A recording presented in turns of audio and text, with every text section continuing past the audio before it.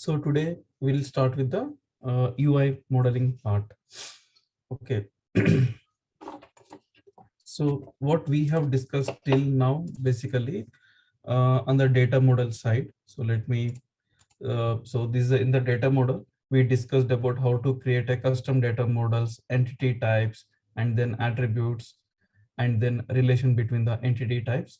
So we have just discussed, and we can see this is a one example in material master. So material, unit of measure, material text, these are the different entity types, and in each entity type you have some attributes, and also you have the relation between your type 1 and type 4, and also between two type 4s and type 3 type 4. So we have seen all those different relationships. Okay, so now if you look at the overview of data model. Okay, so we'll come back to this again when we are talking about the data model extension part. But this is a glimpse of how entity type. So you have one entity for to store your material basic attributes, that is nothing but equivalent to your Mara table. So this is a basic data. You have a separate entities to store your sales data. You have separate entities to store your valuation and storage location related information. Similarly, warehouse and plant. Okay. So this is a data model overview. We'll come back to this data model again once we complete all the topics. Okay, so this is one example how the relation works. So if you look at here, SU type 1 is there, that is nothing but your material entity. Okay, from entity is material entity, and it is having a relation with leading relation with this is having a leading relation with your plant entity. So this is SU type 4, this is SU type 1. So between SU type 1 and SU type 4, you have a leading relationship, and at the same time, you can also have a reference relationship. Okay, so here in this example, the reference relationship they have given as SU type 2, but it can be SU type 2 or SU type 3 as well. And there is one qualifying relation with SU type 3 to SU type 4. So this is one example where it covers leading, then referencing and qualifying relationships. Okay, so this we have already seen this example in our custom data model. Okay, so this is a overview of BP data model, how it look like. In the same way, you have business partner and entity, and then you have address entity, then you have some BP relationship entities, then you have that BP roles, bank data, tax data. So likewise, you have multiple entities which will store different views of business partner data. Okay, so this is again another representation of the same BP data model. So as we discussed earlier, BP data model covers your business partner master data object, customer and vendor master data object also. So now how customer and vendor master data objects are linked to your BP data model. So it's a one view of that one. Okay, if you look at this one, this is your BP header is the type 1 entity.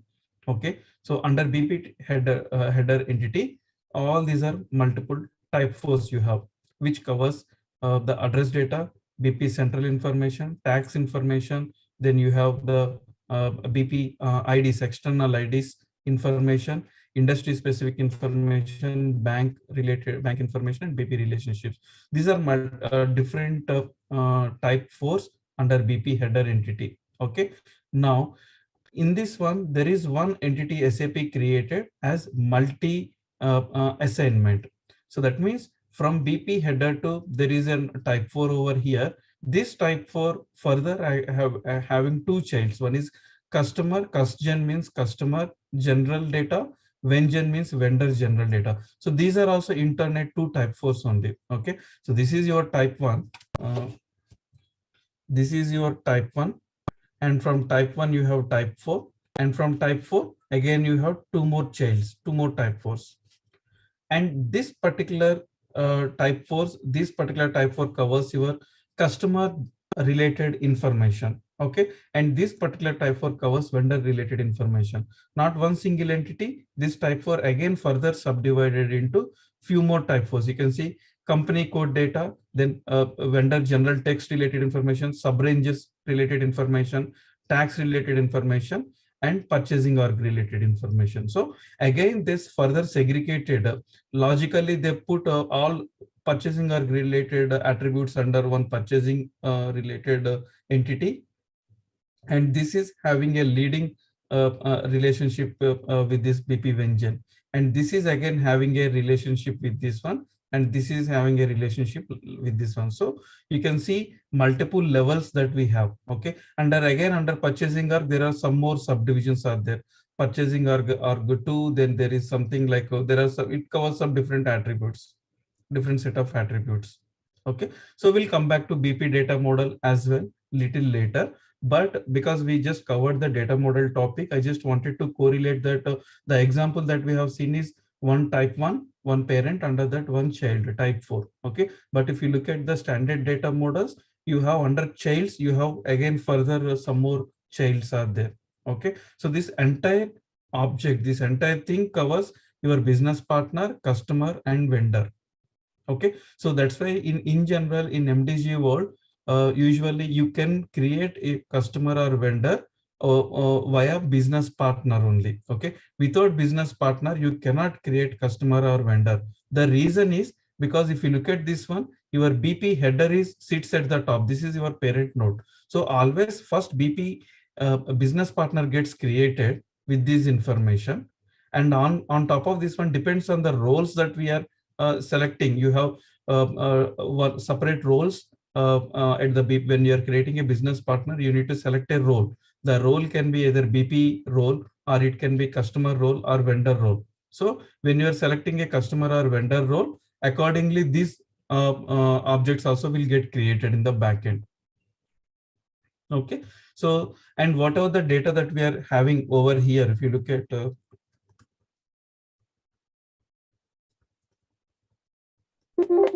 okay, so if you look at this one, for when you are creating a vendor or customer, you also need to have the bank data of the customer or vendor, right? So we will be capturing this particular bank data as part of BP object, and the same bank data will be applicable, or it will be shared against for the objects customer or vendor. Okay, similarly the BP same business partner address data also can be used for your vendor and customer as well.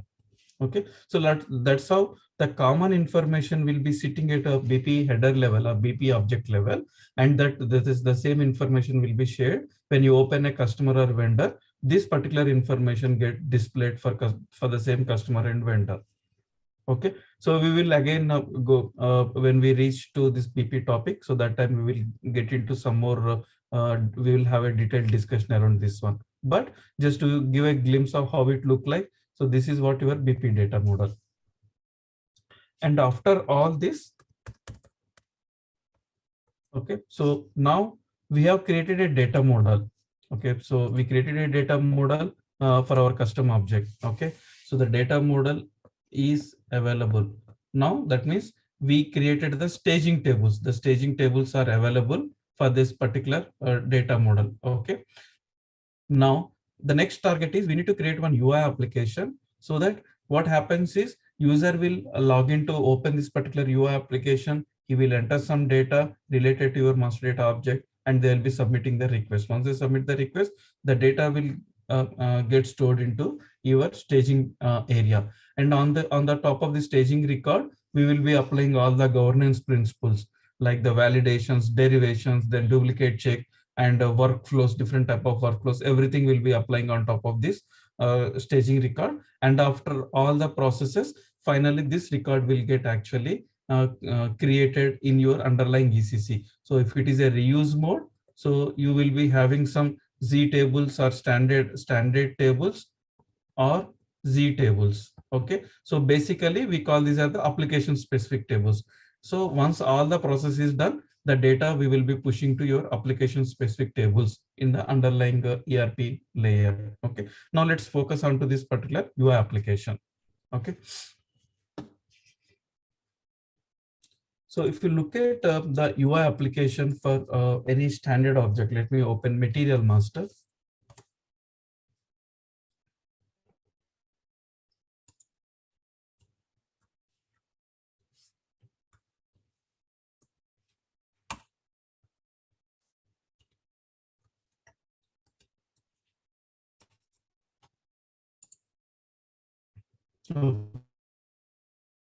Okay.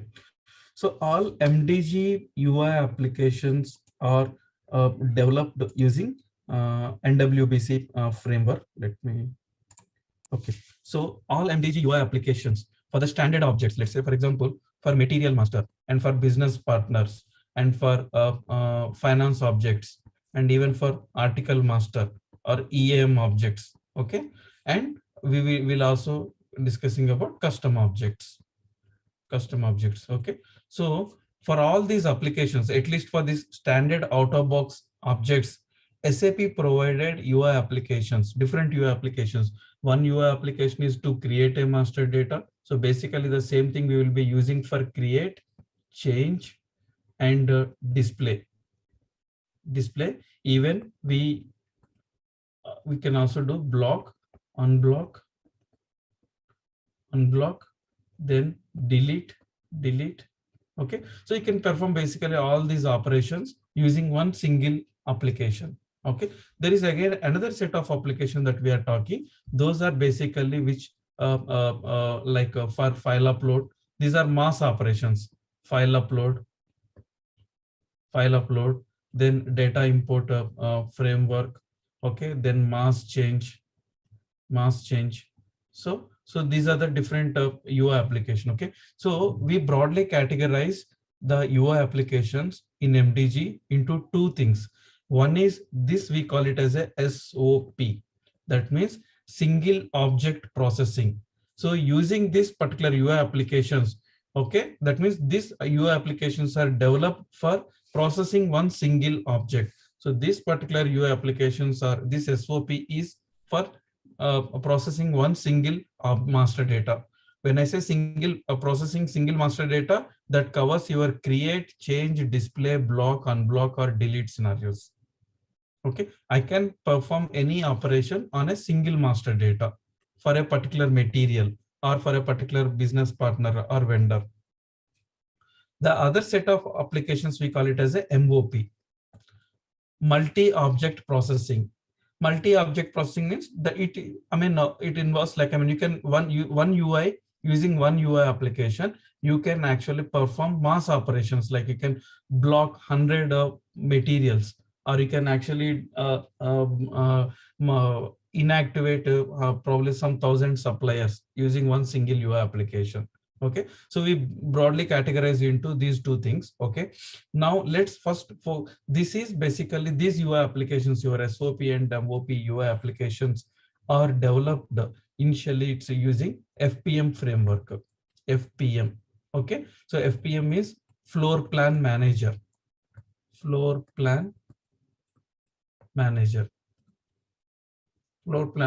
framework. Okay, so what is this FPM? Basically the backend technology for behind this FPM framework is ABAP WebDyn Pro.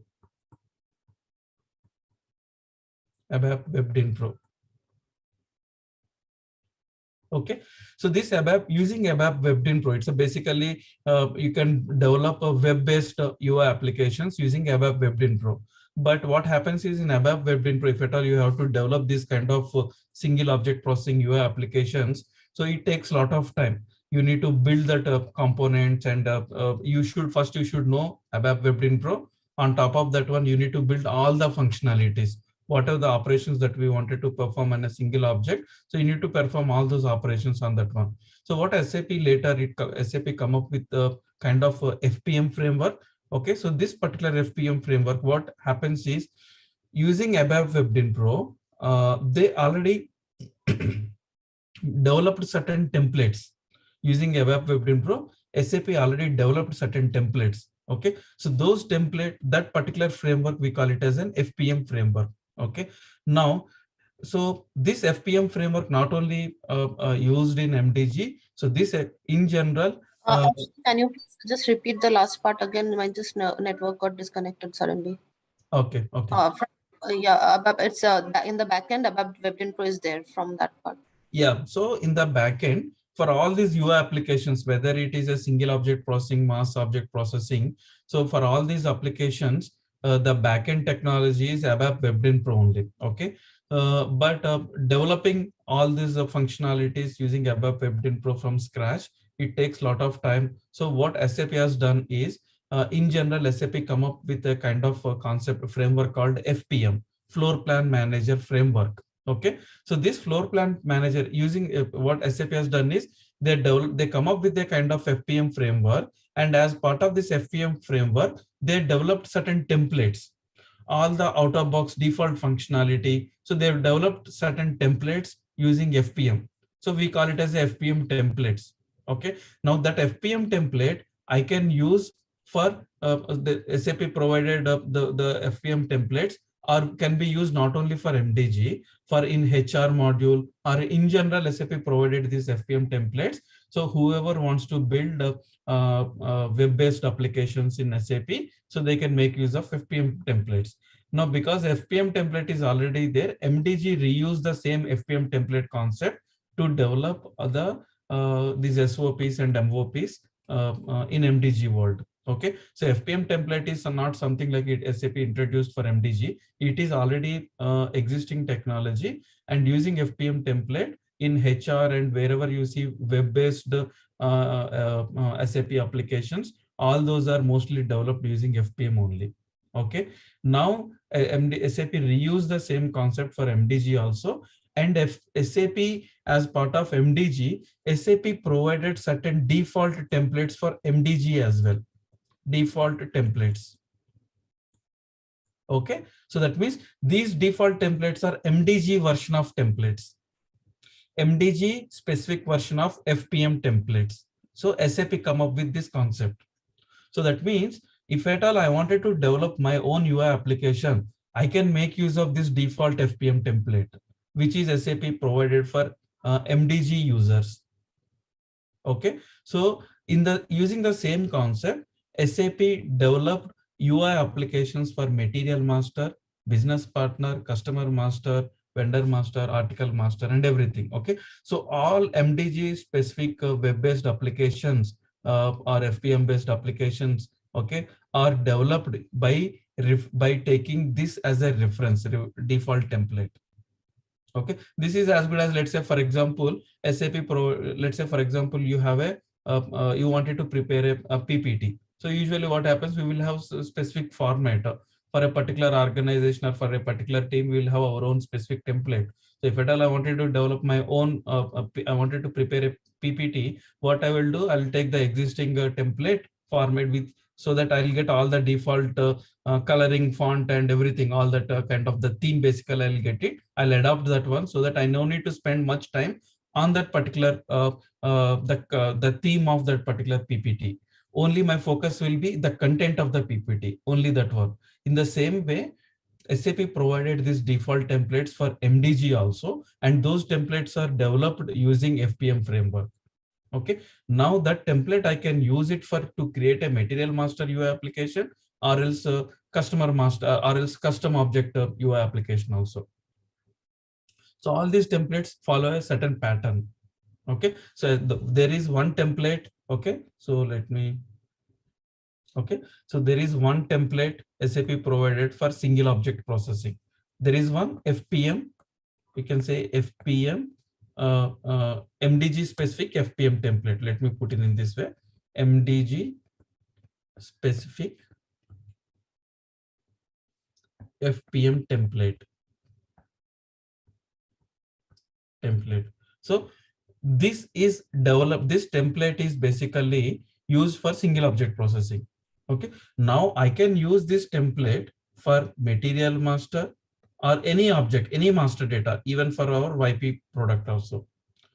But usually we don't create for MM and BP because SAP provided out of box these UI applications.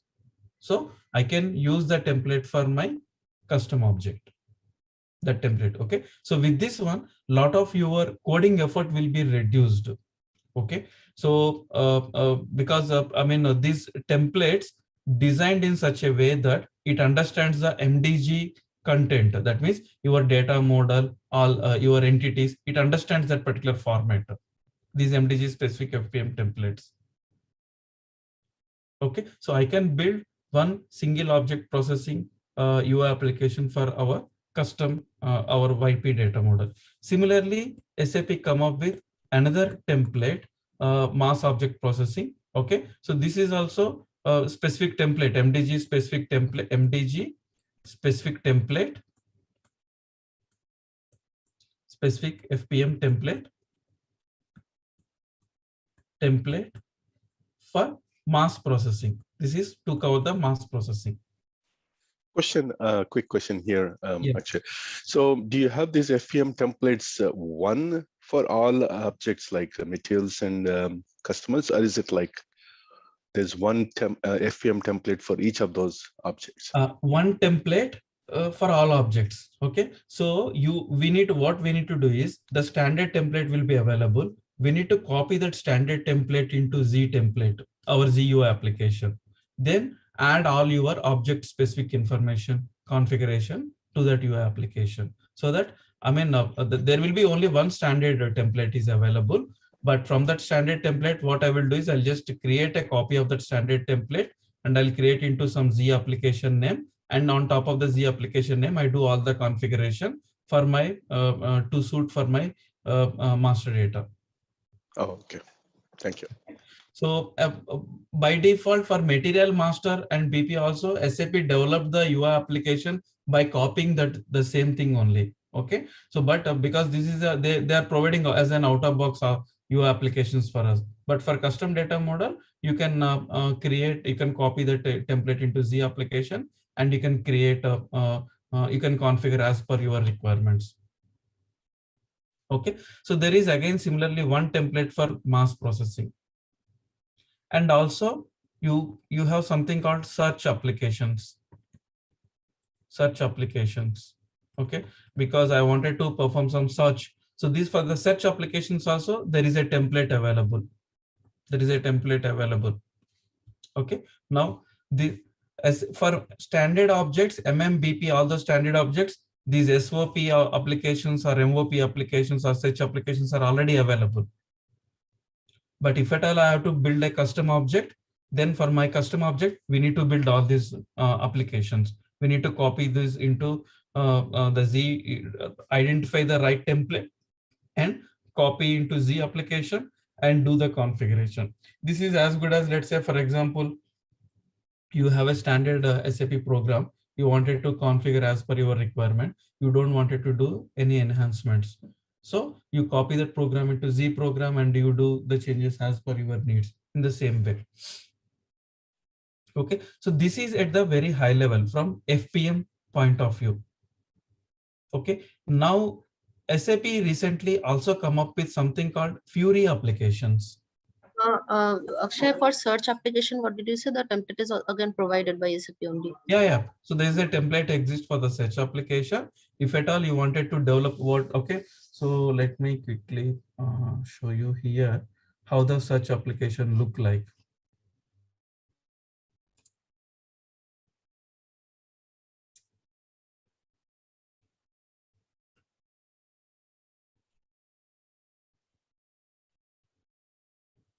Okay. So for search application, one UI, for BP search application, Exactly. another UI. That's true. Let me show you so that you can correlate. Okay. Now, if you look at this one, this is the MDG homepage for material master. Similar home pages will be available for business partner and other objects as well. Okay. Now, in this homepage, you have one link for search material. When I click this link, it will navigate to the search application. When I click this one, it will navigate to my single object processing material creation scenario. When I click this one, it calls the same single object only, but this is with create scenario, this is with the change scenario. This is also with a single object UI only, it will call in the backend, but this is for the deletion, mark for delete operation. So create, change, deletion. This is basically for single object only. And for mass, you have the different UI applications. So when I click this particular link, it will call the search application that is configured for material master. So let me click this one.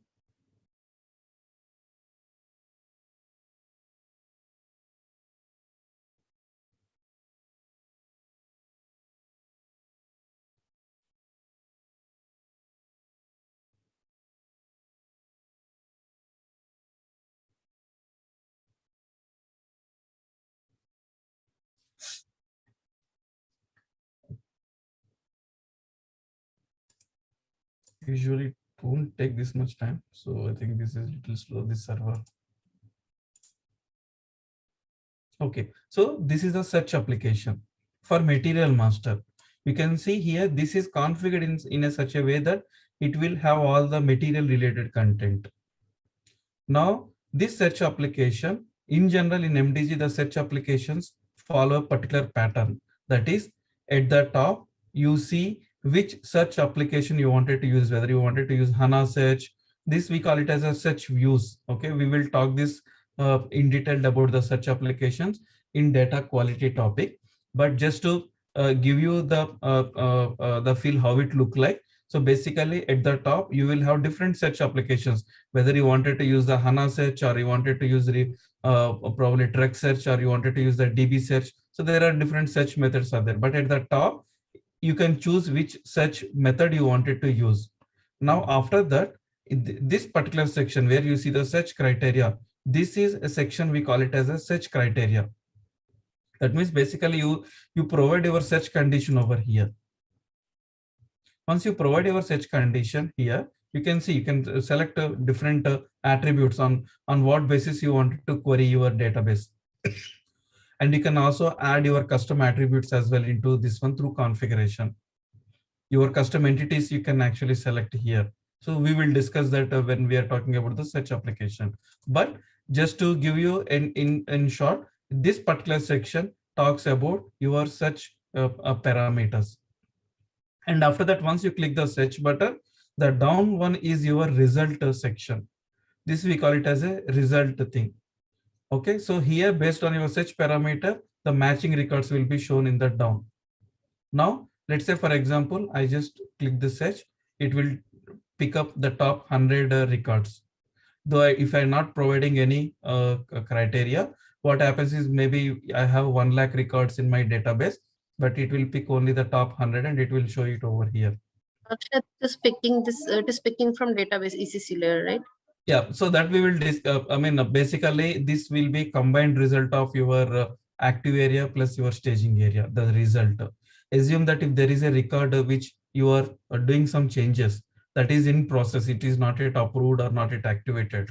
That means the record is your inactive record is there in the staging. It shows that one as well. So this result will be combined result of your active area plus your staging area result. Okay. Okay, we will see this one, this in detail, this search application later. Okay, so now I'm just trying to show you the patterns, basically the search patterns. Okay, so you have your search parameters, in the down you have the result, and after that maybe once you find you got the response result, from there you can perform these operations, whatever you can see. Okay, I wanted to create a material. First, always as per the MDG governance principles in general, I mean, not only in MDG, in general, as per the governance principles, what it says is search before create. So that means before creating any master data, you need to first perform a search. That's why you perform the search. If you don't find the record that you wanted to create, if that is not available, then only go for a create. When I click this one, it will navigate to the create application. Okay, or else I wanted to create an application by copying this particular material. Then you can select this and click on copy. So then what happens? It will actually, this is also creating a new material only, but some of the information, the type 1 information from here get copied into newly created material automatically. There you can actually do the changes on top of that one. This is basically in MM01 also you have an option called copy. You give a your reference material and you can also provide which plants you wanted to copy and all those reference parameters. Then that particular data gets copied. So this is for that particular functionality. Similarly, you wanted to perform some mass changes over here. Select multiple materials, your mass change, you can perform the mass change from here. Okay, so and you can perform, this is also one type of mass change only, and you can look at the change documents, the change history of the selected objects. Okay, and you can actually look at the replication status, the replication log of these selected objects. I wanted to replicate on ad hoc basis from here itself. I created a material, that material actually activated and it replicated to the target system. But in the target system, because of something that replication, it didn't post it. It actually resulted into some error state, maybe some missing configuration in the target system. So then what that particular target system guys, they will correct that configuration. Then they ask us to resend that data again. In that case, you no need to again create a CR and do that process. You can directly come to this one, and from here you can actually replicate on ad hoc basis. Okay, so likewise you can find for the selected objects what are the changed requests till now, how many changes this particular materials gone till now, and you can download the data. So basically here you have a result section, and above you have a kind of toolbar, which from here you can perform certain activities. So this is how your search application look like. Similarly, let me open business partner UI application also, so that it follows the same kind of pattern. Actually, I just have one question. Yeah. So with the side, actually, so you talked about these as being default functionalities, right? So these are all default, already come with the system type of thing, correct? Yes. So these are default template or functionalities. No, when I say default functionality, instead of default functionality, I would say it's an out of box. So basically, Out of box. SAP added all these functionalities for Material Master. So you have some experience in this area. What are some non-default functionalities that you faced? Anything that some customers said, we want this here, or we want something added here? Yeah. So basically, let's say, for example, you wanted to have certain functionality, probably that particular maybe how should I put Some that? button, some extra button. Anything, probably you wanted to have some, I mean, when you select this material and you wanted to do some kind of maybe to connect to external system or something like that, or any particular functionality you wanted to add. So then what you can do is you will enhance this result screen by adding a new button over here. And when user selects this and click on that particular button, in the backend, there will be a placeholder where you can actually write that particular logic. So usually in this one, what are the enhancements, or what are that we will be enhancing as part of the business requirement is probably you'll add your own business specific custom attributes into as part of your search parameters, or else you wanted to add a kind of a certain buttons, and when you select and click on this particular button, these you will implement certain functionality. So those kind of enhancements we basically we get over here. Okay. Anything specific for like specific functionality that you found that many customers like, or enhancements to the screen in specific? 90% what I usually see is let's say, for example, if you go to the top, okay, here in your organization there might be some plant users will be there, then finance users will be there, then procurement users will be there. Okay, now as a plant engineer, when I open this search application, I should be able to search based on the plant specific parameters. So then what I will do is like how you can see these 4 search views, I will create one new search view, HANA search for plant engineers. So I default that search view for him. When he log into the system, we default for that particular person, where it shows that HANA search view for plan. So when under this particular search view, all these parameters will come into picture, all the plant related attributes. So what are the commonly queried parameters for this particular plant users? I will get that list from them. I only show that those plant specific attributes over here. I see. Okay. Okay. Yeah. Then again, when probably the finance department, when they will log in, we will also create another search view. So basically, we will end up creating multiple search views over here, and you need to based on the user role, whether it is a plan user or finance user, based on his role, we default that particular search method over here. When I default this particular search method, under the search method, I will be also configuring the search parameters. So when I default a plan here, then all the parameters under the search view will be displayed over here. Okay, so something like that. That is one commonly used one, and where you will be adding creating custom search views and adding custom attributes under that one. and that is the most commonly used requirement. Other than this one, I don't see anyone else actually adding any other requirements, especially on the search. Of course, we have done in one of the customer requirements, we made this as a editable one, where from here itself they will edit the data and submit the CR process and all those things. But that will be too technical and too complex in nature. I have seen very hardly one requirement such kind of thing. But usually these search applications are meant for only for the display and select your objects and perform the activity that you intended to do, whether create or change or anything from here. So when you're creating these custom enhancements, you have to create a specific template again, or you have to enhance the template? Here in the behind the scene, there are certain ABAP classes will be there. Okay. Okay, so we actually enhance those classes. Let's say, for example, you have this result table here, right? So for for this result also, there is one class is there in the backend. And again, you have one more class behind your search parameter. How do we So know behind what functionality, what class is there? How do we find out that? No, that's where we will come back when we are discussing about our UI applications. There I will be explaining how to find those classes and everything.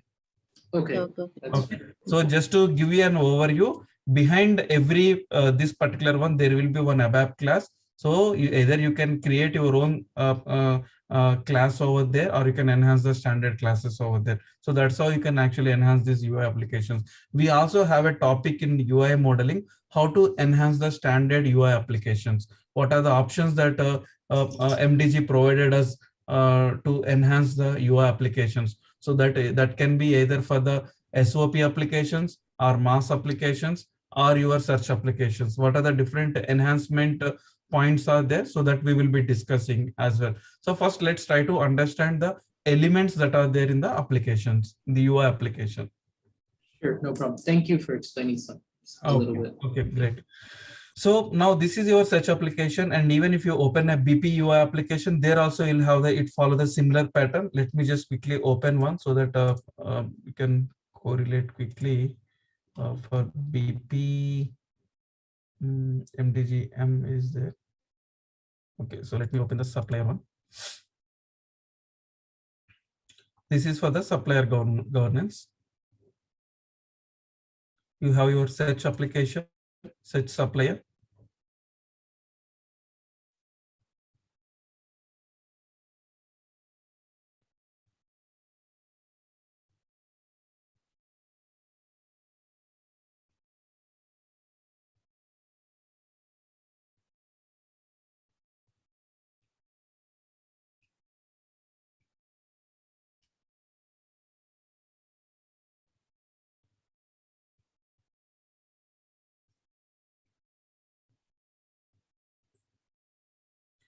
So there are certain home pages are there for BP and customer and supplier as well. So I just opened this search supplier. I mean the supplier governance homepage. Let's see.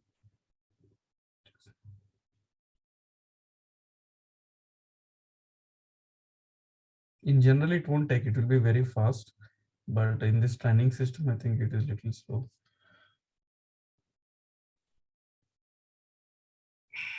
Yeah, so now again the same thing. Here SAP provided some supplier or BP specific search views. You can search based on the address data or BP roles or bank data, something like that. When I select bank details, you can see here I got this bank key, bank account, IBAN, some bank related attributes. When I search, when I switch back to for example general data, then you will have. So from the search method drop down, you are selecting the entity, and in this drop down, second drop down, all that. No, this is not entity. These are the search views.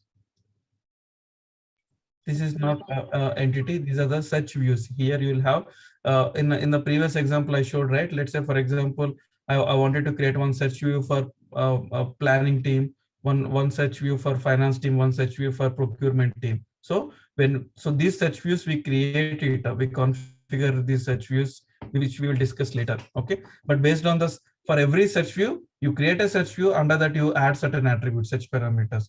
So so SAP created one search view called general data. Under that, they added these parameters, only these parameters. And similarly, if you under this particular search view, so these parameters are there, bank related ones. So something like that. Okay. So where you will have at the top search views or search method, and then you have something called search criteria, and you have your result. Again, from the result, you can actually initiate your basically create a new BPR, new supplier, or you can block a supplier, you can delete a supplier from here. You can look at the change documents, replication status, replicate. So copy functionality also there. You can look at all the change requests. So any such application you take in MDG world, it will follow the same, because all these such applications are configured by referring a search FPM template. The template insists that. Can I interrupt you? Sorry, Yeah. but her point, entity represents almost a kind of search view, and then the attributes are a search criteria. Is that kind of analogy? No. So it's not like that. Here it will be the search views. Okay, basically, maybe I can create my own search view with the list of parameters I wanted to search. This is not a entity. This is a search view only. I mean, in MDG, let's say for example, you created a table. On top of the table, you can create multiple views. Your table is having 100 attributes. I create view 1, which will have some 10 attributes. So when I open that view, I can see those 10 attributes data. When I can likewise I can create a number of views. So it's a limited view of okay. Exactly, that's true. So the backend behind this search method or search views is your data model only. It pulls all these parameters. What are the parameters you can see over here? These are coming from the respective entities only. But the thing is that, let's say for example, I create my own custom search view here. That search view can bring the attributes from multiple entities and show it over here. It could be a union of exactly, okay. Just like views, right? Exactly, it could be a union. Maybe I wanted to search, I wanted to create a view which will have address related attributes, then company code related attributes, and purchasing organization related attributes. So that means these 3 attributes are falls under different entities in my data model. But I create something called one search view over here. And in that particular search view, while configuring that search view, while creating that search view, I will choose the attributes from multiple entities as well. So once I select those attributes from multiple entities, and when I come to this particular configuration, when I select that view, automatically it shows all the list of attributes that I selected from multiple entities, which contains address related, company code, bank related, all those attributes. Okay, we will create our own search view. That time you will have some more better understanding. But in a way, whatever you said, okay, is right, because these attributes are coming from your data model only, but it is not from one entity. These attributes are it's a combination of from multiple entities as well. Depends on what attributes you are selecting. Okay. Yep. Thank you. Yeah. Okay, the use case for this search method would be like user access restriction, like certain user, if you don't Yes. want to share certain fields, that would be the use. That's true. Because by default, when you get when you install your MDG, right, by default SAP provided default search applications. Okay, you can see here, whatever you see here, these are the default search applications already SAP provided. Now, on top of this one, we can create our own search views as well. Okay, I can copy this search view, or else I can create my own search view, and I'll choose all the attributes. And then when you activate your own search view, it will show, like, I mean, currently how many you have here? You have 8 search views. It will show 8 plus 1, ninth one also. But your user says that, okay, I don't wanted to show all these 8. I wanted to show only the search view that I created. That also we can control at security in the user authorizations. In the user authorizations, we can provide which search view he wants to see. So you can provide that authorization as well. Right. Like for example, for like a super user or someone like a data steward, will have access to all these data fields, but someone from business who is only limited to the finance team or some AP team will have certain access to these data, That's right? that's true. Yeah. That's true. Exactly. So because for a particular user, for a finance department, a person who is in the finance department, if I show all these things, he will get confused which one he wanted to choose. But if I limit that only the one or two such views, and we train that user that okay, you in this particular such you have these attributes, in this one you have these attributes. So if you show the limited ones, what he is supposed to access, then that actually makes sense for that particular user. Okay, so fine. Coming back to our topic, so I just wanted to show that okay, this is one example of one FPM template. Okay, so the search application. So whatever the search applications you similarly, if you go and look at article master search application or any other search applications also, it will follow the same pattern. In the top, you will have search methods or search views. Then you will have a search parameters, and then the result. Along with the result, you can get these actionable buttons to perform something. Okay, but when I create my custom application, for my custom application also we can build this kind of search application. Okay, now there actually this is very simple up to creating all these result and everything. But what is complex here is these particular activities, right? Okay, I wanted to create a new a product master, or I wanted to block it. So for each of these buttons, you need to write your own functionality or logic to you need to implement to perform these intended activities. But for the material and BP, all those objects, so SAP is already provided. So that's why these we call it as a out of box. Okay. So but for us, we can configure this search application, and then you need to start implementing all these action, whatever the activities required are for this for your custom object. Maybe in your case, you might be having only create or modify or block or delete. Okay. So these adding these remaining change documents, replication status, all these things are the common standard functionality. You can actually through simple coding, you can bring, we no need to develop anything over here. Just you can bring these particular functionalities, you can add into your search results with some small kind of coding. Okay, we will see, we will discuss when we go to the search applications. Okay, but I just wanted to show what I wanted to actually convey from this particular one. If you look at your search material or search supplier, the theme remains same. Okay, so now that is what I said over here for such applications, that because all these applications are developed using by referring the same template, search template. That's why the look and feel and everything is same. Only the object, your application specific functionalities might be different, but the theme remains same. Similarly, let's look at your SOP, single object processing. Okay, so for that one, let's say for example, I wanted to create a material. So let's go to the, you can actually perform from here by clicking new. Okay, so this we will discuss this change request type little later. Let's say for example, I select a particular change request type. It will take me to the create material screen. This is equivalent to your MM01 transaction code. Okay, so now let's collapse all. Okay, now you can see here while creating the material master in MM01 also, you have multiple tabs.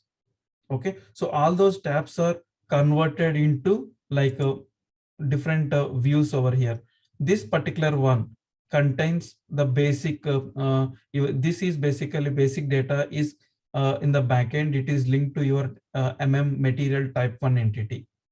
So all the attributes from your type 1 entity are organized in a row and column fashion over here. Okay, the same thing you can find in your MM01 transaction under basic data view 1 and view 2.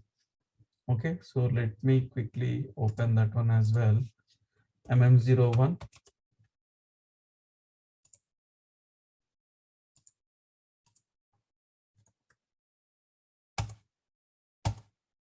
Okay, so you have these all these views, right? So these views are nothing but whatever you can see here.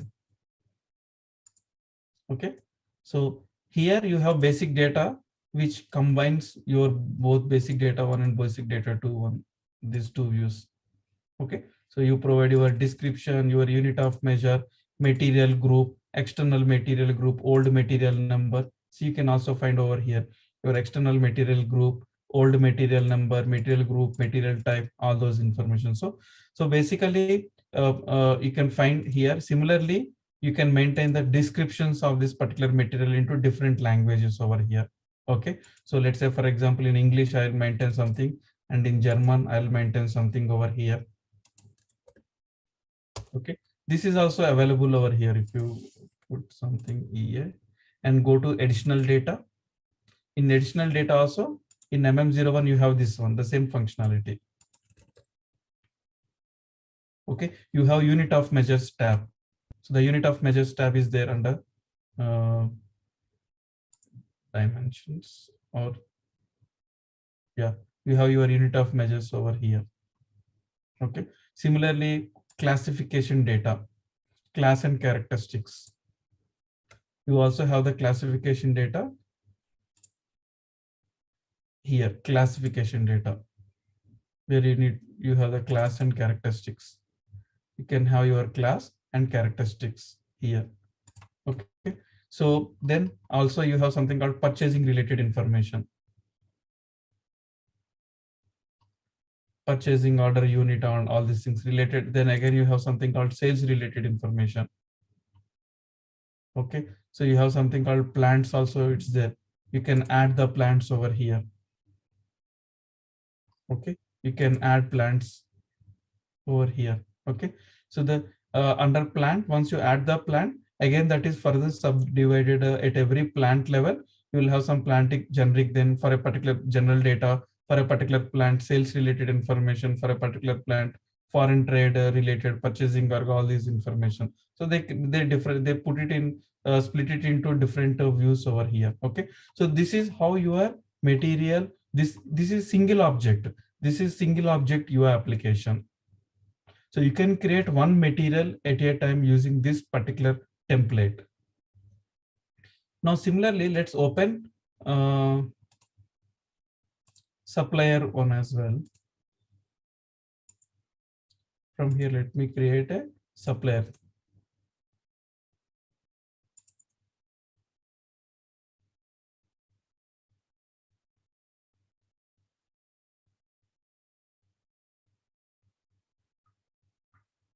Okay, so here also it's the same thing. Let's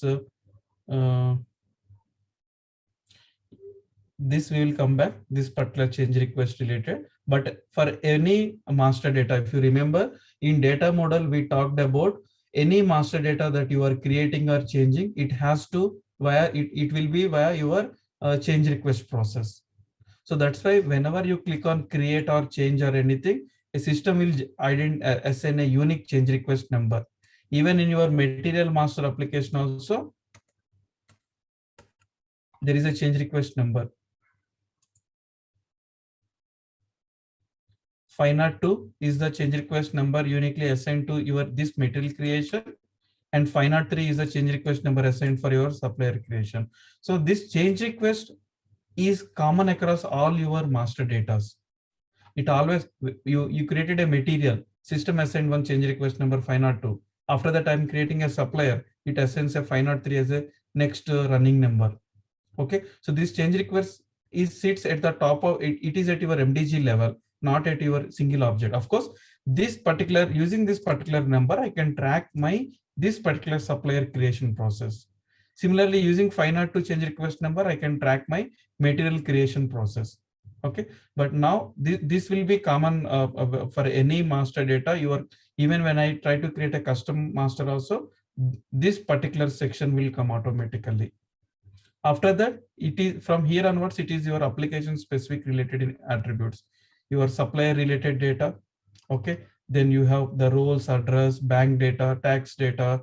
Okay, you have your all these whatever you see under from the data model. So this UI it has all that information. You can maintain all these information over here. Okay, so this is example for your single object processing. Okay, whether the same UI will be called if it is for a create scenario, or if it is for a change scenario, also the same UI will get called. If you are doing block unblock, also the same UI. Wherever single object processing come into picture, this particular UI application get called. Okay, so now after all this, if I try to summarize this,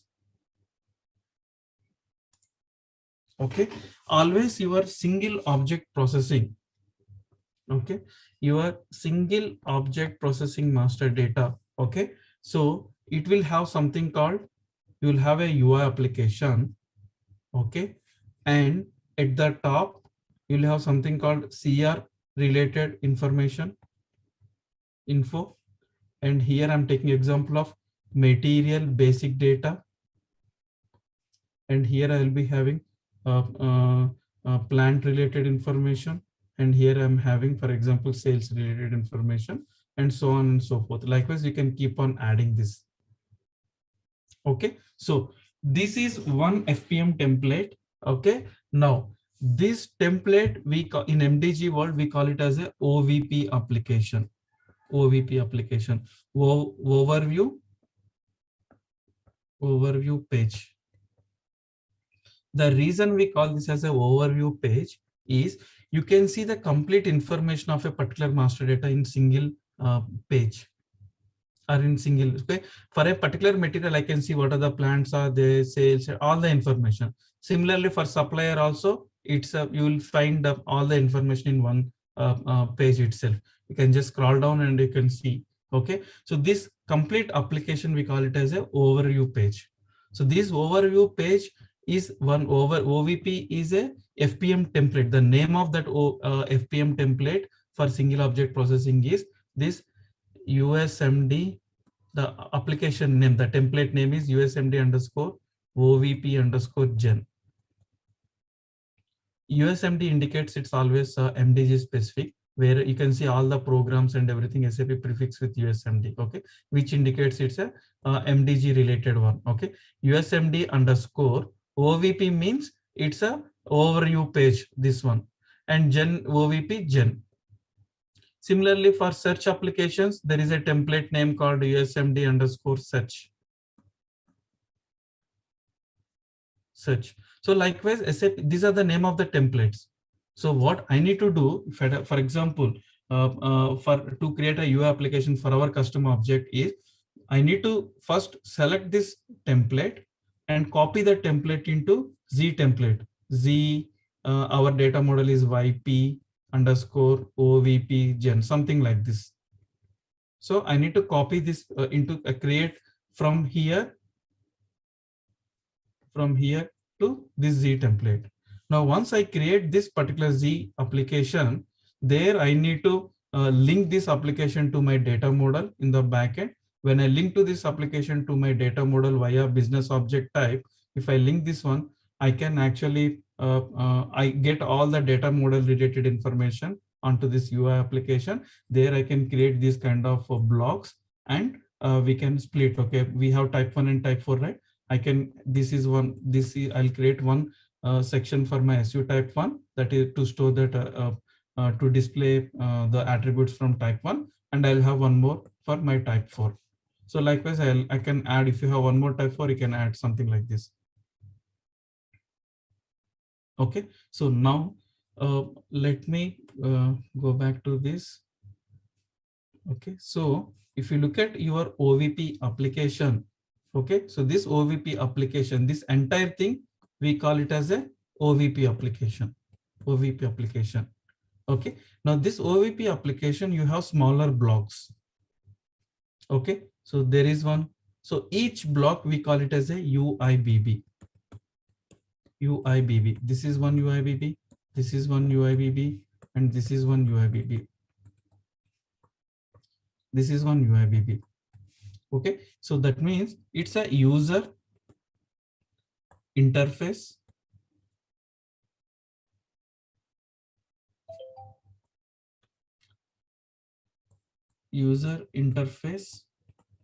building block, building block. Okay, so this one, so we call this as a everything, every block we call it as a UIBB. Okay, so now let's go back to our UI application. Let me open the material master, collapse all, this one also. Okay, so this is one UIBB and this is one UIBB and this is one UIBB. So likewise, you will have multiple UIBBs. So your OVP application is collection of UIBBs. Similarly, how you have data model, which is nothing but collection of entities, here it is collection of UIBBs. Okay, so these are the different UIBBs you can see over here. So I copy that I create one OVP application and I add UIBBs. You need to add at least minimum one UIBB. Okay, so now every UIBB represents your one entity in the backend. Okay, so let's say, for example, I'm linking this to my material master data model, this UI application. So when I say, when I'm linking this one, so when I create this particular UIBB, so I will link my SU type 1 here and I link my SU type 2 here, sorry, SU type 4. This is again another SU type 4, again another SU type 4. So when you are configuring, basically when you are configuring this UI application, when you add this number of UIBBs, okay, so then when you are adding this UIBB, you need to mention that this UIBB is for which entity. So you will select your entity. When you select this entity, automatically it shows all the attributes under that entity. Then you need to just drag and drop, okay, what attributes you wanted to display on the UI. So just drag and drop all those attributes over here. Okay, so you can add drag and drop all those attributes over here. We'll be doing all these things. First, I wanted to just explain so that you will get familiar with this terminology. So far we discussed about an OVP application, and in OVP application is nothing but collection of UIBBs. Each UIBB you can link to your entity. Now, at the same time, when you are actually creating one UIBB, okay, which represents this particular entity, at the same time, you also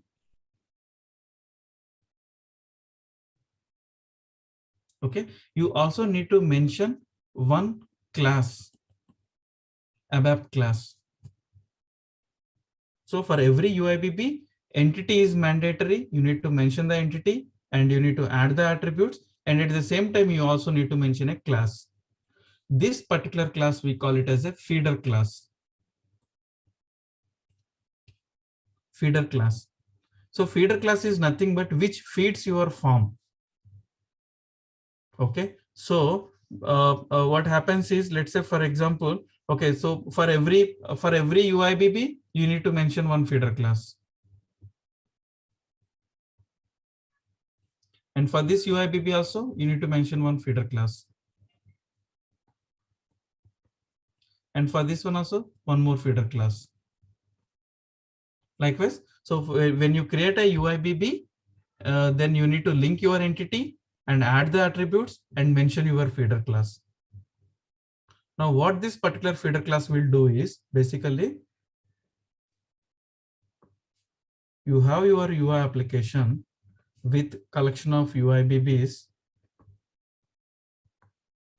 You have your staging, MDG staging area. Okay. And you also have your active area. Okay. User opened your UI application and he entered some data, material related attributes. And once he clicked the submit button, then your feeder class is the one which responds when there is some action happens on your UI. So that particular feeder class, what happens is, this particular feeder class will collect all the data from this particular UIBB. Similarly, this particular feeder class, every feeder class will collect the data from their respective UIBBs, and that particular data will be handed over back to your staging area. staging tables. And again, when you display an UI application, when you display a material, okay, now I search this particular material, let's say for example, okay, now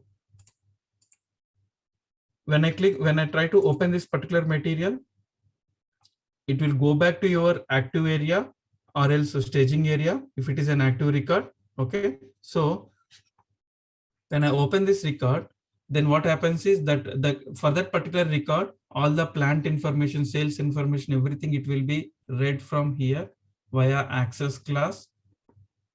Okay, and from here you have this particular feeder class. So this, it submits the data to the feeder class, and feeder class will render the data on your UI. So feeder class is very tightly integrated with your UIBB. You wanted to change the field properties. I wanted to make some attributes read only. I wanted to make some attributes mandatory, some attributes optional, some attributes as hidden. So you can basically control the properties of every attribute on that particular UIBB. Okay, so that's how if you look at. Sorry. Akshay, to change that property, to control that property of the fields, that time staging area will not be needed, right? Because we are not actually pulling any data or submitting any data. We are just, it's like a PBO. Exactly, that's true. That's true. Exactly. Once you receive that data from your staging area, and before actually displaying the data onto the UIBB or on your UI application, in between you have this feeder class layer, and at this level you can control the display properties of those attributes. Okay, so you have to write code inside the feeder class. Exactly. SAP, there are two ways. SAP provided certain baddies at the feeder class level so that you can implement the baddie and you can actually control the field properties, or else some cases, maybe if something you cannot achieve via baddie, then that's where you can actually go for these feeder class enhancements. So Okay. is this that search method functionality works based on feeder? Yeah, for everything, whether feeder class will be there in every UIB. That is actually a good question. If you look at this one, so far we are discussing. Now, if you look at this material master application, we have these many UIBBs. Just a minute.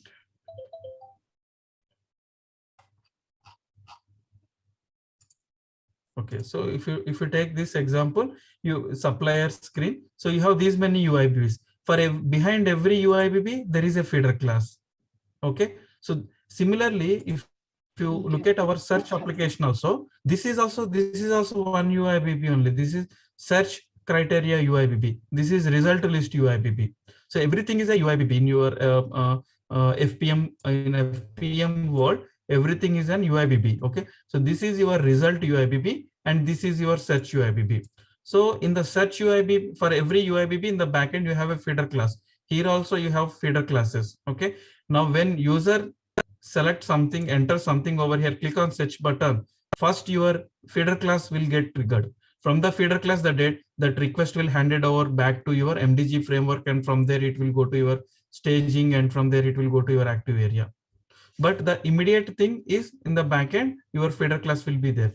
Similarly, on the result also, your feeder class will be there in the backend. So this feeder class will receive the data from your MDG frame staging area as well as active area.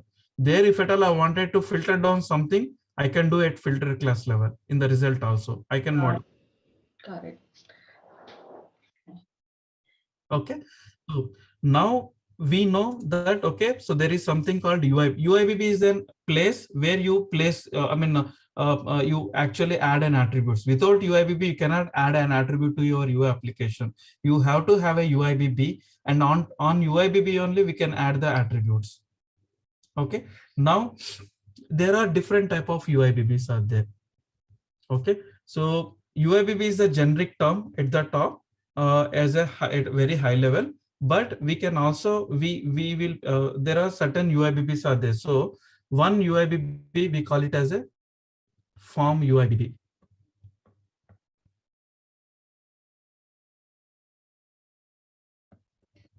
Form UIBB. And again, you have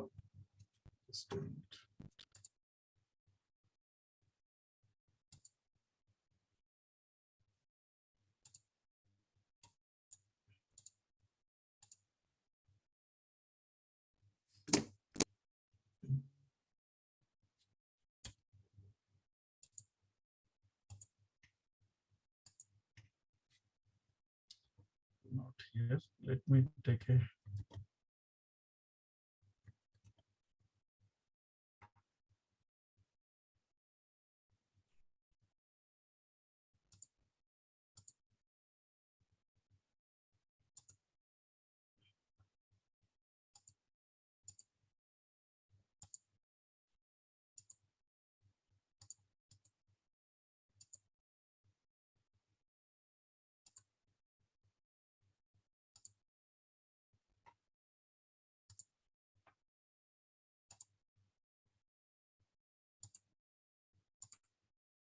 just give me a minute.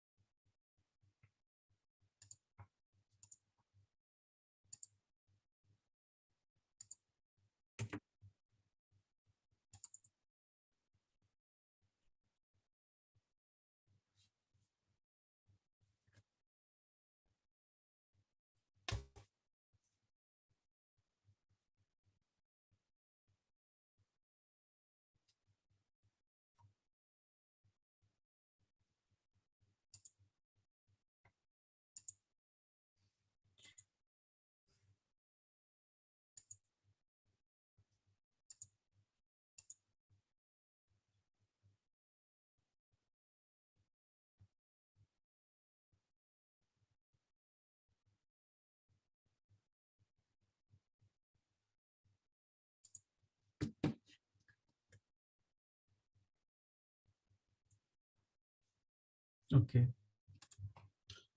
So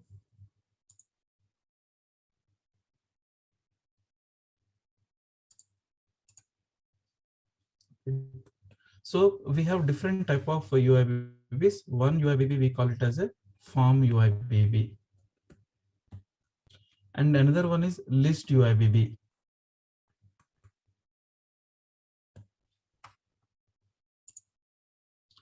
List UIBB, and another one is composite UIBB.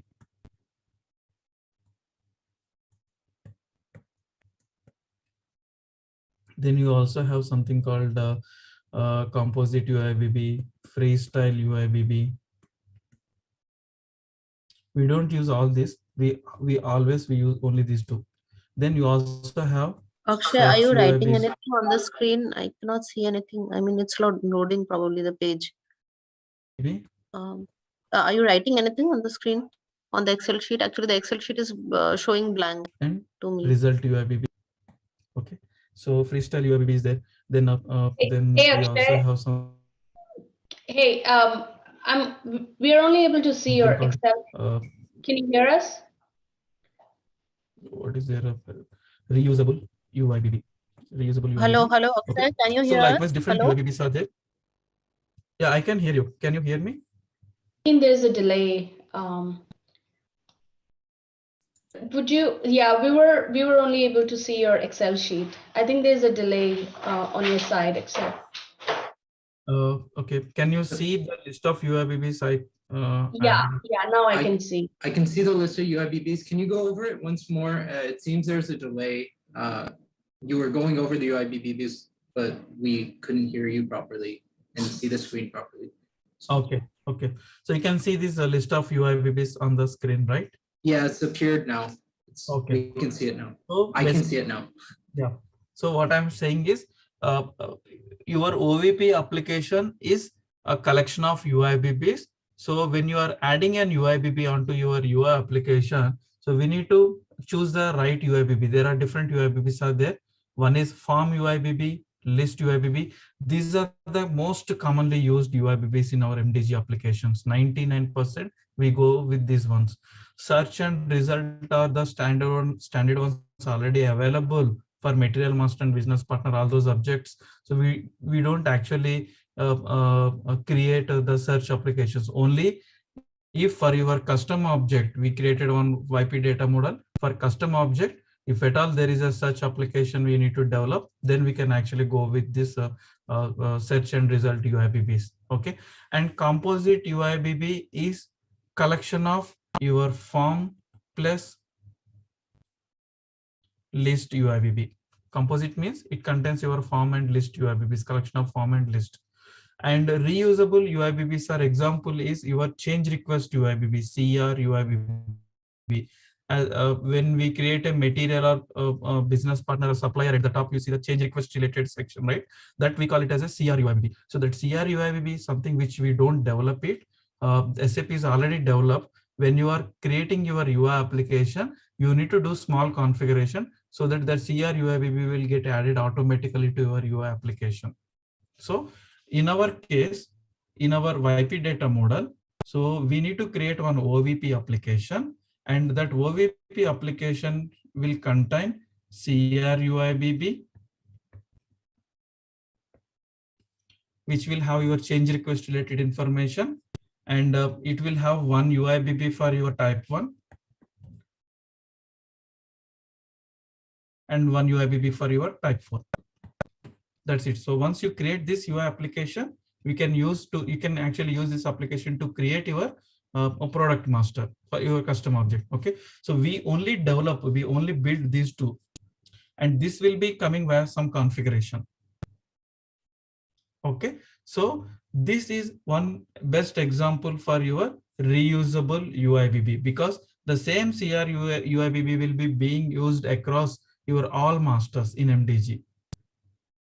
So we actually create only these two UIBBs and do a small configuration over here. Okay, so now this is about your OVP application and search applications. Okay, for mass applications, we no need to create any UI applications. Basically, you don't need to develop any UI applications for mass. The standard out-of-box mass applications are actually generic one. Those are dynamic ones. Okay, if I select my data model, then yesterday we have seen that example. I selected a YP data model for file upload. So basically, those are not dependent on any master data. Those are dependent on, those are already available. So once you create this UI application, single object or UI application, then the same single object UI application also being used across mass, and the file upload, file download, everywhere. You don't need to do any developments. All you need to do is when you are performing that particular activity, you need to choose your data model. The first step is select your data model. When you select YP data model, then after that it will ask you the entity types and then attributes, and then finally you need to upload your file. So that is a generic one, that the same file upload will work for your material master, business partner, customer master, and all those objects. So we will talk about mass in a separate topic. So let's focus on OVP application, how we can build the single object UI application. This is the base for all your things, for all your MDG UI applications. Your OVP single object is the base. So that's why we develop one OVP application, and we add all these UIBBs. We add the attribute that we link your data model, you link your entities, add attributes to each UIBB. While creating UIBB, you select which one is form or list. How do you select that we will discuss, and you need to add a feeder classes. SAP provided generic feeder classes. You don't need to develop those feeder classes. Those are also already predefined, or it's already developed. Only if at all you, as part of your requirement, you need to handle some custom logic, then in that case you can actually create a child class to the standard feeder class, and you can actually write your logic in your child classes. That also we will see how to do that one. Okay, but for now you can actually make use of the standard SAP provided for every UIBB. For form UIBB, SAP provided one generic feeder class. For list UIBB, SAP provided one generic class. So when you are creating your UIBB, you need to select your type of UIBB form or list, then add your entity and add the attributes and select the right feeder class. Okay, once you do these activities, your UI application is ready. Okay, for saving and everything, it will be taken care by the MDG framework. So that is the advantage when you are working on a particular framework, and if you follow certain steps, it will avoid actually all the coding and everything. We no need to write the logic to save your data into your staging tables or anywhere, and to display the data onto your UI application also, you no need to write any logics over there. What is the difference between form UIBB and list UIBB? Yeah, so that's where actually form UIBB basically you will be using to capture one set of information. That means your basic data. If you look at the Material Master UI application, I showed that basic data UIBB, right? So there I can maintain one set of information for my Material Master.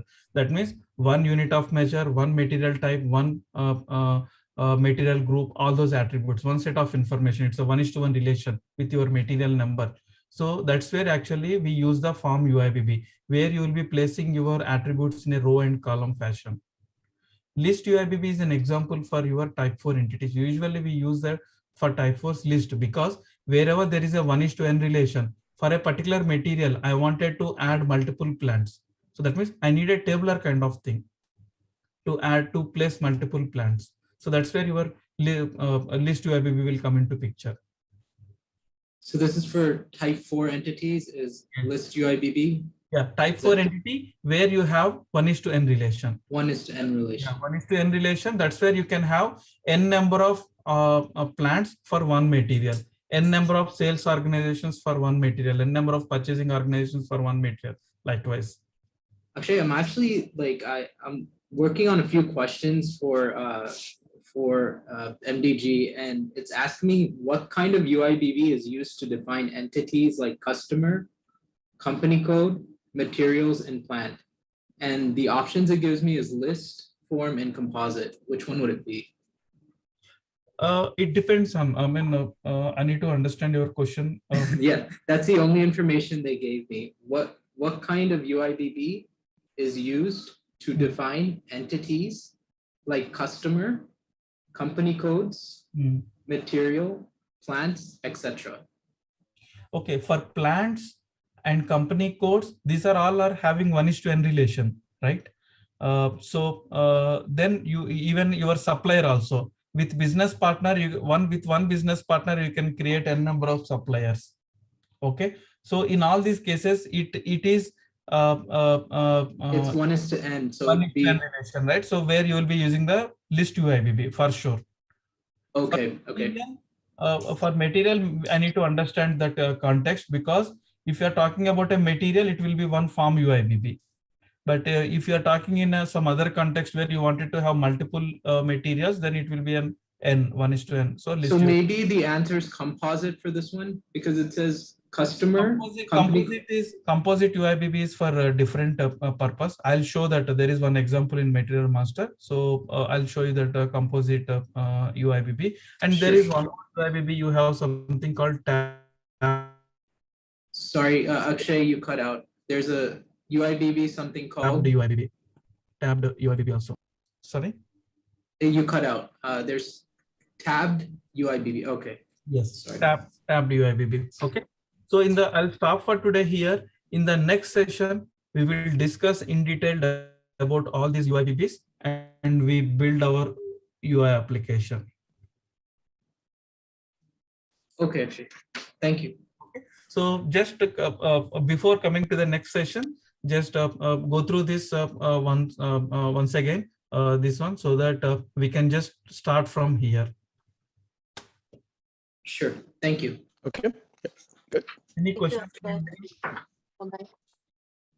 Okay. I do have a question. Sorry, I didn't catch the definition of tabbed UIBB.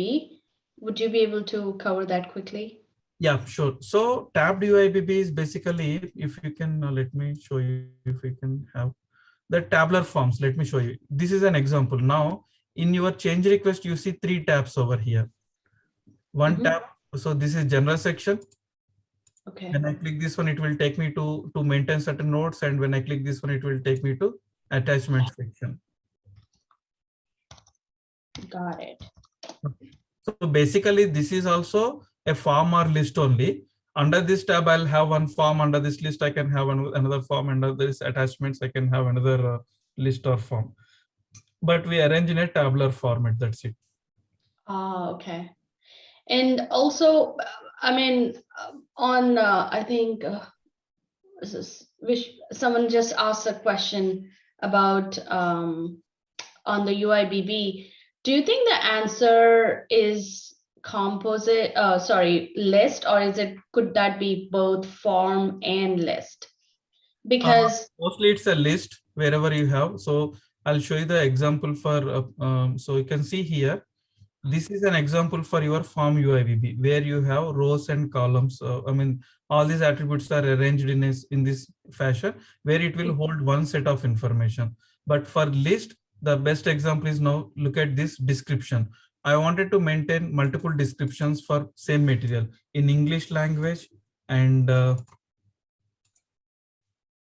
English and then German. So likewise, I'm maintaining. Okay, so likewise, you can maintain in multiple languages. So DE.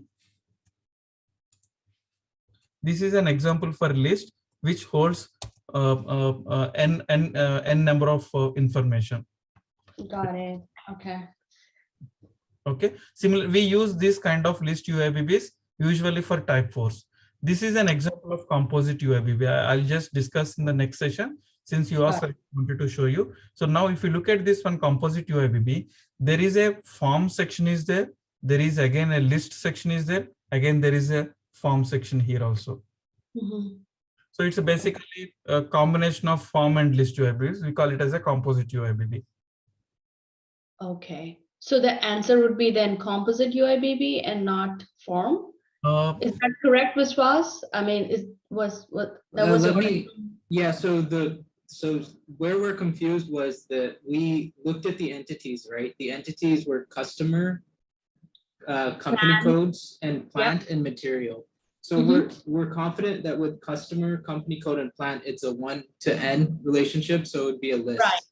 Right. The material is where we're confused. Let me look at this question again, and I'll get back to you. Maybe I copied it wrong or something. Okay. Yeah, even I'm getting confused because the material is confusing me. Otherwise, the answer is clear.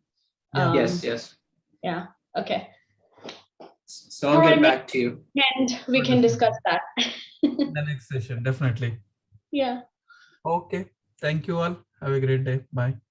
Thank you very much. Have a good one, everyone. Take care. Bye.